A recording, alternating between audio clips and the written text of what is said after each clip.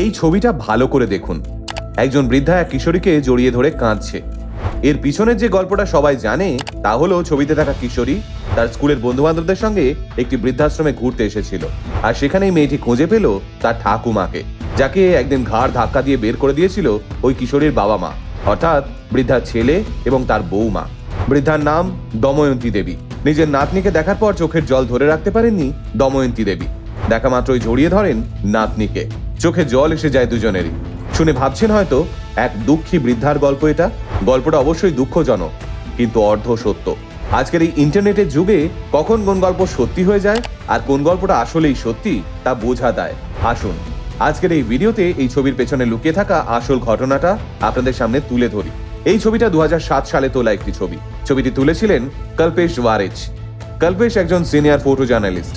2007 সালে BBC Gujarati world photography day উপলক্ষে একটি প্রতিযোগিতার আয়োজন করা হয়েছিল।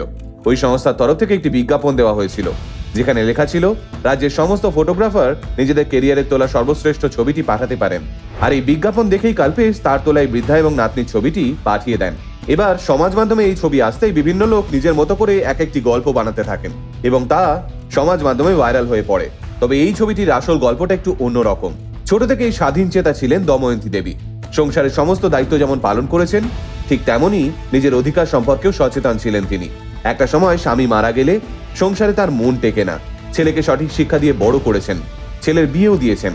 তারপর একদিন নিজের ইচ্ছেতেই সংসারের সমস্ত দায়িত্ব থেকে ছুটি নিয়ে চলে আসেন বৃদ্ধাশ্রমে। দময়ন্তী দেবী আসলে নিজের মতো করে জীবনের শেষ দিনগুলো বাঁচতে চেয়েছিলেন।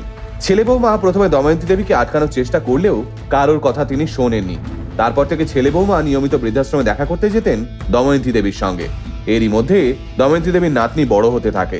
একদিন তার নাতনির স্কুল থেকে বৃদ্ধাশ্রমে ঘুরতে নিয়ে যাওয়া হয়, আর সেই বৃদ্ধাশ্রমে নিজের ঠাকুমাকে দেখে জড়িয়ে ধরে ওই কিশোরী। দময়ন্তী দেবীও আচমকা নিজের নাতনিকে কাছে পেয়ে চোখের জল ধরে রাখতে পারেননি। আবেগ কি আর সহজে পোষ মানে? সে সুযোগ পেলেই বেরিয়ে আসে স্বতঃস্ফূর্ত ভাবে। স্থান কাল পাত্র বিচার করে আবেগের আগমন ঘটে না। আর এই ঘটনাটি যখন ঘটেছিল তখন সেখানে উপস্থিত ছিলেন কল্পেশ ওয়ারেচ। সঙ্গে সঙ্গে এই আবেগঘন মুহূর্তটিকে ক্যামেরা বন্দি করে ফেলেন কল্পেশ। ব্যাস, আর কি। সমাজ মাধ্যমে ছড়িয়ে পড়ে দময়ন্তী দেবীর ব্যাপারে একটি ভুল তথ্য। সমাজ মাধ্যমে প্রতিনিয়ত এমন হাজার হাজার খবর ঘুরে বেড়ায়, আর আমরা হয়তো তার সত্যতা যাচাই না করেই শেয়ার করতে থাকি। এই ভিডিওটা করার একমাত্র উদ্দেশ্য এমন ভুল তথ্য ছড়ানো থেকে বিরত থাকুন। মনে রাখবেন, আপনার ছড়ানো একটি ভুল তথ্য একজন মানুষের জীবন নষ্ট করার জন্য যথেষ্ট। গোটা আল্টিমেট মিডিয়া সম্মান জানায় দময়ন্তী দেবীর স্বাধীন চেতা মনোভাবকে এবং তার একা থাকার সিদ্ধান্তকে। আল্টিমেট মোটিভেশন, বাংলায় মোটিভেশন, বাঙালির মোটিভেশন।